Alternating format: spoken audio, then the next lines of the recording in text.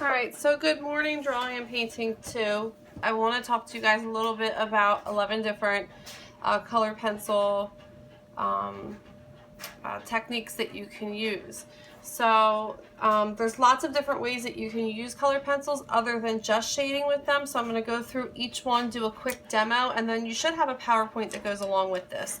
You're going to be making a color pencil graphic organizer just like this where you try each one. I really just did the top of this in pen. You can do it any way that you want. You can make it as creative as you want, but I would do it in a way that you're going to want to keep it.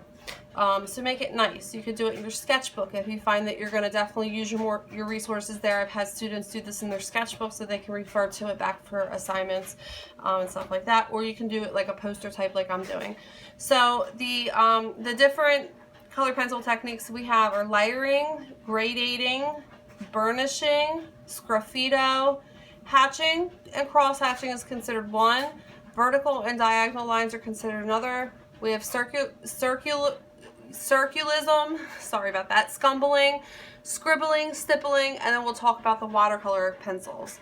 The first one is layering, and if we go back to the basics, remember that we talked about you can mix colors with color pencils by layering. So what I want you to do is try to make 3 separate colors in this layering scale. So what I'm doing is I'm putting a base color down of yellow, and then I'm going to try 2 colors that sit next to yellow on the color wheel, kind of like a pink red if you will. And then I'm also going to try some kind of green. Now I chose these from the big box of colored pencils. You're more than welcome to do that.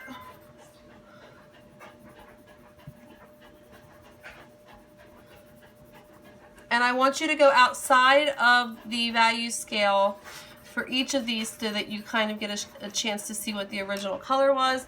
And then my last but not least, I want you to do 2 colors that sit next to it, but I also want you to try a complementary one where you start to mix a neutral. And so the complement of purple is, or yellow is purple. And so we're going to go ahead and put that down nice and evenly. And then from there we're going to go ahead and mix it with the yellow so we can kind of see what the neutralizing colors would look like. And rule of thumb is that we really kind of want 3 layers, but for time's sake with this I'm just going to go ahead and burnish with the yellow so we can kind of see how orange this pink turns, how green this blue turns, and how murky this purple turns. So you can kind of see the layering effect with those. The next one we have is gradating, and I went ahead and I put down the colors, the hot pink that I wanted to do, but I want to take it a step further and take that color even darker. So I'm going to go ahead and add a little bit of a darker pink to that. And with layering, you can build it up 2 ways. You can, pressure is one of them, but also going back and then doing multiple layers to build it up slowly is the way that you really should be starting out. So you're going to put a layer down, you're going to step back from it, add a little bit more. I'm going to go a little bit darker and layer in some purple. And take this super dark over here. But gradating is just really going from one color to the next, smoothly rendering, or even just one value from the next, smoothly rendering or shading from one color to the next. You can see I'm going in multiple directions. Alright, so we can kind of see that it's gradating from purple to white. The next thing we have is burnishing. And burnishing, I went ahead and I started putting a little bit of gradating down. Burnishing can be done with its color itself, it can be done with a colorless blender, or it can be done with white. Burnishing is really just kind of moving all the pigment together in such a way where the tube of the paper, those little white specks, are completely kind of covered up. So if you will, we have a colorless blender that we're going to use for this side, and it kind of just makes it fully saturated. And so we're able to go from one to the next. You can kind of see how that goes. Now when you burnish, I say go with the direction that you're working with at first, because you can kind of flatten something out. You can kind of see the difference between those two. But you can also burnish with white. And I think in a different video, I showed you that highlights are really great to be burnished with white. It desaturates it a little bit, but even here, you can see the difference between burnish with white, no burnishing at all, and burnishing with a colorless pencil. And last but not least, you can actually burnish with the color itself by going in and pressing really hard. But again, what do you want to watch out for? That wax bloom. So you just have to really make sure that you don't get the kind of wax bloom. After burnishing, we get lots of pigment and wax on the paper. We can go into Sgraffito. And Sgraffito, if you've taken Mrs. Kime's ceramics class, you guys have put glazeware or glaze onto your ceramic pots, and then you have carved away into it, into the wet clay. So with Sgraffito, it's kind of like the same thing. You're carving away at the pigment. So you want a really nice thick layer of pigment. So I put down a light pink to begin with, and then on one side I put down red, and then on the other side I put down purple on top of it. And if you think back to when you were kids and you used to do those scratch off boards, it's kind of like the same thing. Sgraffito, you're going to use the rounded blade X-Acto knife. Remember, you never use the straight blade X-Acto knife for anything other than sharpening your pencils. The rounded blade X-Acto knife, and you can just kind of scratch into it and get the color that was underneath of it. Now keep in mind that the color never comes off completely. So you're able to create some really cool textures using that Sgraffito method, or scratching away from it, away from the colored pencils.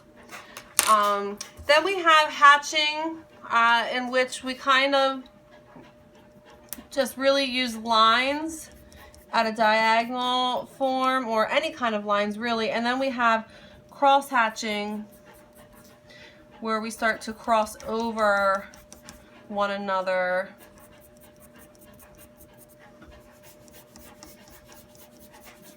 Hatching and cross hatching can really follow the contour of an object if you wanted it to. Anytime you start to put lines close together, you get a really, really dark value. And then lines further apart, you get a lot lighter value. With that being said, I did a little bit of an example over here with the vertical and diagonal. You can have lines that are really just vertical. You can even create like patterns and such. And then you can have lines that sit more at a diagonal pace. So the direction of your line, remember, if we think back to foundations, vertical lines create this sense of growth up your paper. Diagonal lines create this sense of chaos. So you really want to think about the direction of the line that you're working when either you're cross hatching or hatching with both vertical or diagonal lines. Circulism is a fun one in which you're able to create lots of different textures. So with this one, you really go in and you put down different size circles. You can overlap them. The bigger the circle, the more you want to overlap to fill in the space. And then you can really add to that different colors. and go on top of that. It's kind of like a round scribble, if you will. And then I'll show you the difference between that and scribbling in a different sense in just a second. And then if you wanted to, we can go with an even darker pink, and then you start to create this sense of gradation. And we can even go in with blue. Try to get these really tiny little, doesn't have to be perfect, but more of just like a circular little form here and there. All right, scumbling, if you remember back to painting, is just, it's broken color that sits on top of solid color. So anytime we go in and we do some kind of broken color on top of a color that's already there, it's going to be considered scumbling. Which can help create some really, really, really cool effects.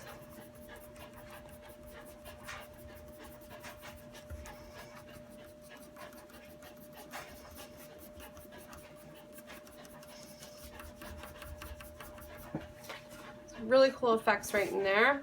Scribbling. I'm going to turn this one around because there's several different ways to scribble. So with this, all I did was put down a light shade of green just to show that you can scribble with a background color or no background color.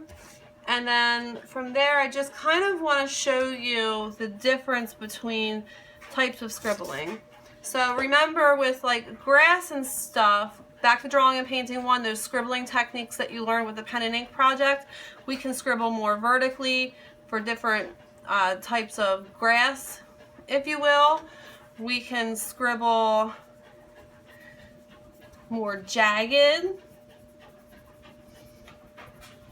And then I would say the more round curly one is really considered more of the circularism. But we can kind of go in with different types of scribble and create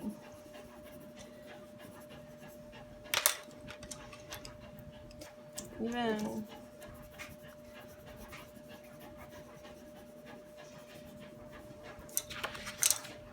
different textures and so forth.